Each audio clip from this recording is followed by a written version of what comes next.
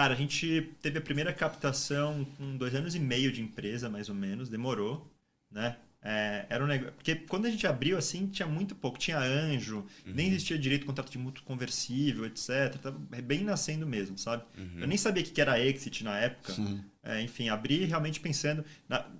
Quando eu abri a Pedala, para mim era um negócio que eu ia tocar a vida inteira ali. Eu imaginava, né, no primeiro plano de negócio... Sonhador. Era entrega de foguete em Marte com foguete elétrico, por exemplo. Né? Então, como é que eu consigo fazer o máximo possível de logística sustentável no mundo? Então, essa era a primeira visão. Não sabia nem que era exit na época. Então, os primeiros 2 anos e meio, assim, a gente foi trabalhando, a gente botou a grana que eu tinha conseguido da UI, meu sócio trabalhava no mercado financeiro, pegou uma grana também, a gente botou, vamos botar aqui nesse negócio, pegamos uma coworking lá de 8 metros quadrados e vamos começar um negócio. Né? Eu e ele, a gente era os entregadores no começo, então a Fábio me ligava lá, a gente saía pedalando, vamos lá. E aí os primeiros bikers, um ou outro, às vezes não queria pedalar na chuva, a gente ia lá, vestia a camisa, dava exemplo, ia lá entregar. Que demais, então, cara. Que curioso com a parte financeira. Como é que era o cálculo do frete, por assim dizer? Então, isso era até uma discussão, porque a gente deveria cobrar mais barato ou não, porque tem um custo menor. Por outro lado, é o mesmo serviço que se presta. Né? Então, você está levando do ponto A para o ponto B e talvez até mais rápido, como você falou. Exato. Então, assim, o posicionamento era cobrar o mesmo preço que a moto cobra. Com a diferença que é sustentável e mais rápido. Exatamente isso. E aí, esse é um aprendizado também que eu tive durante esse negócio, que, beleza, quando você abre... Né? E acho que é legal a curva que tem, né, de um negócio. Você abre na totalmente inocência e ignorância, achando que, cara, vai todo mundo amar, seu produto é perfeito e tal. Aí vem a realidade, você começa a ficar triste pra caralho. E aí sim começa a crescer devagarzinho. De forma mais sustentável. Né? Esse primeiro salto existe, a primeira queda também. A primeira queda também. E aí começa a ser uma coisa mais... oscila mais menos, né? Exato, pouco mais estável. Um pouco mais previsível. E foi só uma captação? A gente fez 2 captações... a gente fez uma captação com a Bossa Nova. Sim, legal. E depois a gente fez uma captação com um fundo inglês chamado Nest. Tá. É um fundo de impacto social. Então foram essas 2 captações que a gente fez. E aí foi bem legal, assim, porque eu lembro que a empresa já estava dando lucro, estava gerando caixa e tal. E a gente fez um programa com a Bossa Nova que foram 8 semanas, a gente ia todo final de semana para BH, tinham outras 20 startups de logísticas e era cada final de semana uma imersão diferente, assim. Então foi assim, super legal. Que legal. E aí eu entendi que era exit, etc. E começou a posicionar o negócio de um jeito totalmente diferente. Né? A gente contratou todo mundo CLT, a gente chegou a ter mais de 100 ciclistas CLTs, assim. Pô. Caraca, cara. CLT ainda. CLT. Então, assim, e moleque, eu tinha 24 anos de idade. Isso só Rio, né? Isso só Rio, tudo Rio. Tá. Aí foi para São Paulo um pouco depois. Agora uma coisa, eu conheço razoavelmente bem o Rio. O Rio ele não tem, depende, né? É mais plano, isso é um problema para o negócio, né? Então, o Rio ele é bem plano, na verdade. Se for né? comparando com São Paulo, tem algumas inclinações assim. Pensando se ainda aqui lá, sei lá, se fosse entregar na Vila Madalena aqui, né? Pirambeira. Os Jardins ali. Jardins, tem as subidas, reto, exato. praticamente, né? Bela Sintra, indo para Paulista, sei lá o quê. Como é que ia fazer? Isso é um problema de negócio, né? Exato. Nesse caso, enfim, é contratar bom ciclista. Você tinha esse pré-requisito ou não? O pré-requisito tem que passar na aptidade física, na aptidão física. Não, mas tinha que fazer um atestado médico. Uma prova que a gente fez lá para circular a cidade do Rio, que ele tinha que chegar, tirar foto de vários pontos e voltar até certo tempo. Se passasse disso, não passava. Vocês fizeram isso, cara? Puta, legal. Tinha que fazer. E a gente foi o primeiro a fazer isso para ver se... Ou seja, se eles fossem piores do que a gente, não passava. Porque a gente não era nada... Vocês determinaram a barra ali. Exato. Aí um cara veio de consultoria, outro de mercado financeiro, já tinha a pancinha lá com 24 anos de idade. O cara não dá para ser pior que isso. Então... Muito bom. E foram quantos anos de pedala? Cara, foram praticamente 5 anos. 4 anos e 8, 9 meses. Sente falta, não?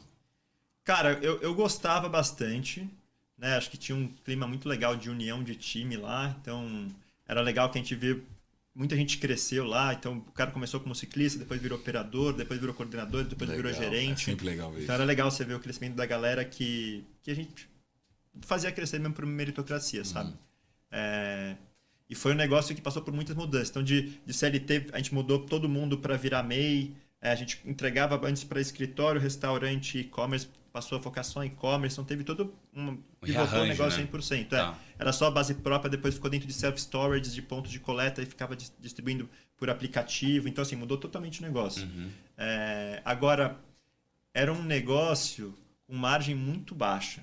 Né? Inclusive, esse foi um outro aprendizado também que eu tive para a nova empresa que eu estou hoje, inteligência artificial, e falando dos aprendizados aqui. Né? Porque, basicamente, você levar um produto de um ponto A para o ponto B, qualquer pessoa consegue fazer aquilo, não tem nenhum segredo. Né? E quando qualquer pessoa consegue fazer aquilo, todo mundo pode competir, a barreira de entrada é baixa, logo as margens caem para caramba. Claro. Né? Então, era um negócio que a gente trabalhava para caramba, fazia um monte de entrega. O último ano antes de a gente vender para Americanas... Vou perguntar o número. A gente fez quase 500 mil entregas em um ano. Caramba. Enfim. E aí com vários self-stores espalhados e tal. E como é que veio o Americanas? Então, aí... eu consegui Primeiro eu bati na porta umas 5 vezes canais diferentes para tentar falar lá. Ninguém me atendia e tal. Aí, eu finalmente consegui um contato de um diretor lá. Marquei uma reunião. Apresentei para eles, cara, não sei o que, a gente tinha uma proposta de entrega sustentável e tal, de bicicleta, vamos fazer uma POC e tal. Eu falei, legal, não sei o que, acho que pode ser, vamos ver, vou passar aqui pro gerente, não sei o que. Acabou que isso foi abril, maio, assim. Sumiram. Chegou 2 semanas antes da Black Friday, me ligam. Fala, Lê, tudo bem? Como estão as coisas por aí? Seguinte, cara, não vai dar bom aqui para fazer todas as entregas da Black Friday. Vocês conseguem ajudar a gente? A gente falou, puta, beleza, vamos embora. Né? A gente dobrou a empresa em 2 semanas para conseguir atender a demanda da Americana lá da Black Friday. E a gente conseguiu atender com maior SLA de todos os outros parceiros que entregavam. Olha que demais. Sendo sustentável. Sendo sustentável ainda. Então a gente pegava lá no centro de distribuição deles, dava umas 2.000 entregas por dia, mais ou menos. Levava para os nossos CDs. Nesse CD a gente separava por bairros, os ciclistas pegavam e distribuíam. Né? Então, aí os caras falaram, puta, que legal. Né? Esses caras entregam rápido, entregam com SLA alto e ainda são sustentáveis. Vamos começar a escalar com eles. Né? E aí, beleza, a gente começou atendendo uma certa região, depois foi para outra, depois foi para outra. Depois a gente começou a abrir novas regiões para atender eles, porque aí, beleza, a gente já tinha demanda. Né? Agora é só abrir a localização. E aí, até que era um ano, 2019, em que Americanas e a Magalu estavam quase competindo para ver quem comprava mais empresa. Né? Então era um monte de M&A. Assim. Nossa, eu lembro, eles estavam muito bem. Exato. Magalu, então nossa. Quem que te procurou nesse momento para comprar? Foi esse diretor ou foi a área de M&A? Esse diretor que a gente falou lá no começo, ele foi conhecer, assim, na visão operacional mesmo, para ele fazer sentido. Aí depois a área de M&A veio falar com a gente. Né? Mas a princípio, a ideia original era comprar a empresa. A ideia original era investir na empresa, porque a gente estava querendo fazer uma nova captação seed e tal na época. Mas eu falei assim, seguinte, se a gente for captar com vocês, a gente vai basicamente crescer só baseado nas suas entregas, até que vai chegar daqui a 1, 2 anos, 90% das entregas vão ser americanas e eu não vou ter nenhum poder de barganha para um potencial exit depois.